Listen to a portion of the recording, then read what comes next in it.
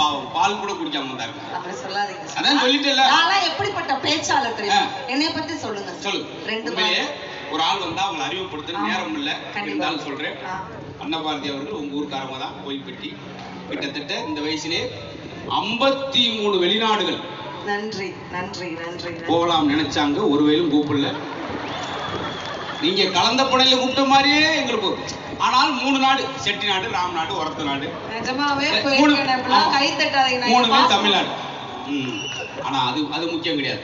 சொல்லுங்க சார். நேத்து பாத்தீங்கன்னா சேலத்துல அவங்க பட்டிமன்றம் முடிஞ்ச உடனே அந்த ஆர்கனைசர் சங்குன்னு கூச்சி மேடைக்கு வந்து அந்த அம்மாவுக்கு அரப்போன் மோதிரம் மேடையிலே. ஆமா சார். எங்கேயும் பேசக்கூடாது அப்படின்னு. இது மாதிரி பல சன்மானங்கள், அவமானங்கள். நான் எப்படிப்பட்ட பேச்சாளர் தெரியுமா சார்? சொல்லுங்க. தூத்துக்குடியில மருந்த குடிச்சதான் மிச்சம். தூத்துக்குடியில நான் பேசி முடிச்சுட்டு மேடையை விட்டு கீழே இறங்கல சார்.